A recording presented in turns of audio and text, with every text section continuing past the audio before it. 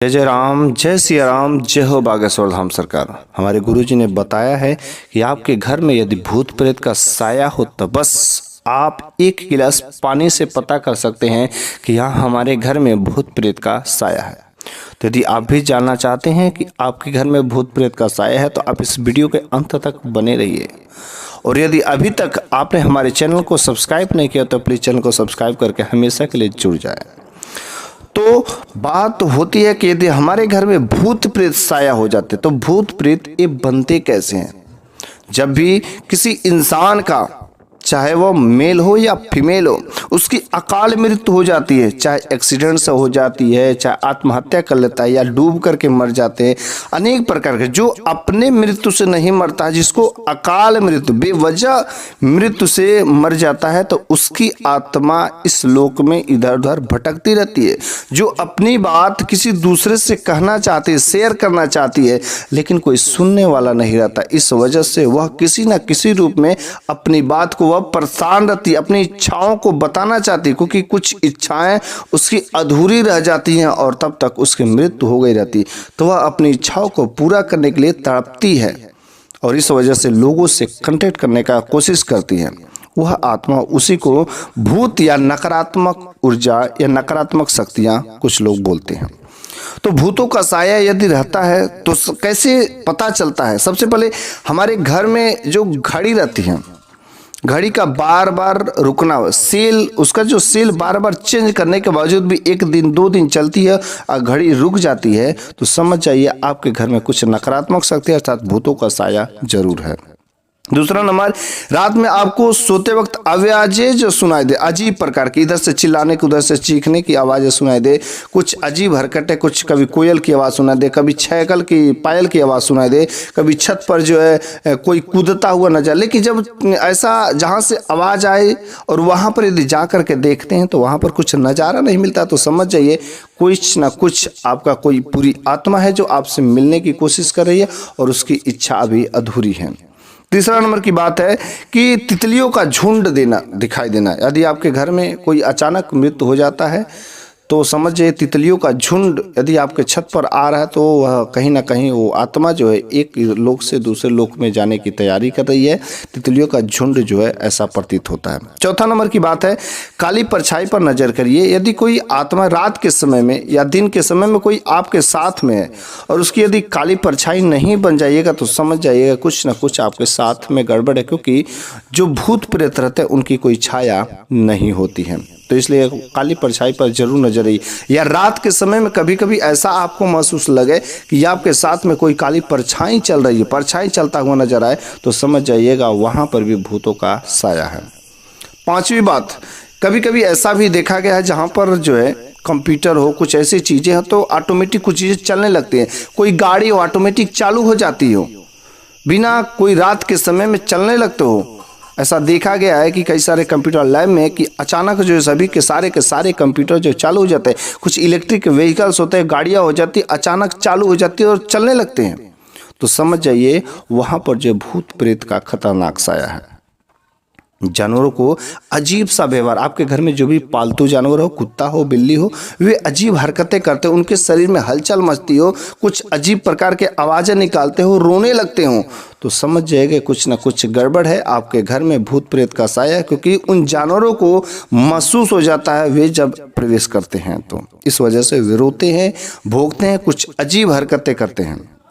7वां number की बात है, आपको रात के समय में किसी के रोने की आवाज सुनाई दे, अपने घर में किसी कोने में रोने की आवाज सुनाई दे, सिसकियां भरे, सिसक सिसक कर रोने की आवाज भरे, बहुत गहरा विलाप करे, तो समझ जाएगा कोई ऐसी बुरी आत्मा है जिसकी इच्छाएं अधूरी रह गई है और वह बेचारी की इच्छा पूरी नहीं हुई है। इस वजह से वह रो रही है और किसी से कुछ कहने की कोशिश करे, लेकिन उसका सुनने वाला कोई नहीं है। इस वजह से वह बुरी आत्मा रो रही है और आपके घर में बुरी आत्मा का साया है। अलग अलग आवाज़ों का महसूस होना, 8वां नंबर की बात है, अलग अलग आवाज़ों का महसूस होना। अपने ही घर में आप जब अपना आवाज़ बोलते हैं तो रात के समय में आपकी आवाज़ का डबल तरीके से सुनाई देना।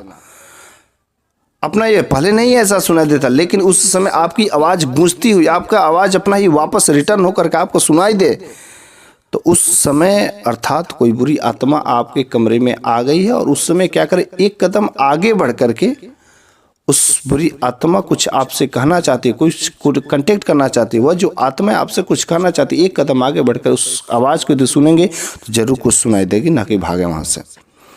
9वां नंबर की बात है, कोई हमारा ऐसा लगता है कि कभी कभी पीछा कर रहा है, कोई हमारा पीछा कर रहा है, लेकिन जब पीछे घूम करके देखते हैं तो कोई नहीं रहता है।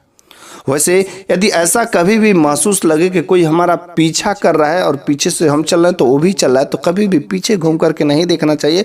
उस समय भगवान का नाम लेकर के पीछे कभी मत देखें, क्योंकि जैसे ही पीछे देखेंगे हो सके कुछ भयानक रूप आपको दिखा देता और उस समय डर जाए और अब बुरी आत्मा आपको पकड़ में कर लेती है, जिससे वजह से आपका जीवन संकट में पड़ जाता है। तो ऐसा भी महसूस होता है कि कोई हमें पीछे से फॉलो कर रहा है, तो समझ जाएगा आपसे कोई बुरी आत्मा कंटेक्ट करने की कोशिश कर रही है।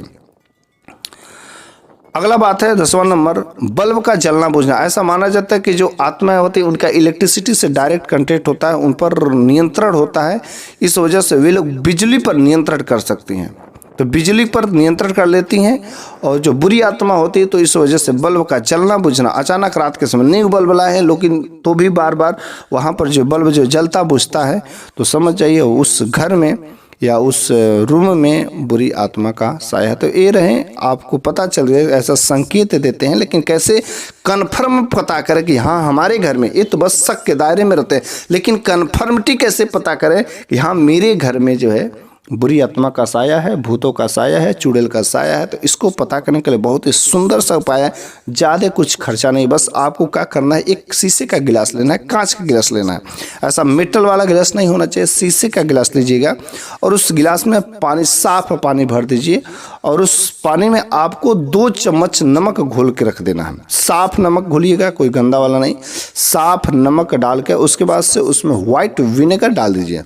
व्हाइट विनेगर डाल करके घोल करके जब बैठ जाए तो वहाँ पर जहाँ पर आपको सबसे ज़्यादा नकारात्मक ऊर्जा अर्थात भूतों का साया जिस जगह पर महसूस होता है, उस जगह पर कोने में ले जा करके रख देते हैं। या आप जहाँ पर भी सोते हो, वो जो जिस साइड आपका सिर रहता है उस सिर के कोने में, उस सिर के साइड में नीचे, पलंग के नीचे यदि आप रख देते हैं तो वहाँ पर आपको सुबह होने तक यदि आपको वह पानी फ्रेश नज़र आता है, सादा का सादा ही नज़र आएगा, तो समझ जाएगा आपके घर में कोई भूत प्रेत नहीं है। लेकिन यदि उस पानी का रंग पीला हो जाता है, गंदा हो जाता है, तो आपके घर में ज़बरदस्त ही भूतों का साया है। यदि पीला हो जाए तब तो बहुत ही ज़बरदस्त है, गंदा हो जाता है तो कुछ कम है, लेकिन पीला नहीं होना चाहिए, बहुत ही ज़बरदस्त है। इसके लिए आपको करना क्या है, तो गुरुजी ने बड़े सिंपल से उपाय बताए हैं। तो सबसे पहले आपको करना क्या है, जब भी आप पोछा लगाएं तो पोछा लगाते समय जिस पानी से पोछा लगा उस पानी में क्या होता है कि नमक डाल दीजिए, और नमक डालकर पोछा लगाते हैं तो नकारात्मक शक्तियों के चरण जो है आपके घर में पड़ने दुश्वार हो जाते हैं। तो नकारात्मक शक्ति अर्थात भूत प्रेत का साया आपके घर में नहीं जल्दी प्रवेश कर सकेंगे। दूसरा काम उसके साथ आपको करना है कि जो ये फर्श है वो स्वच्छ हो जाती है, लेकिन जो आपका वातावरण रहता है वो सही नहीं रहता आपके घर का।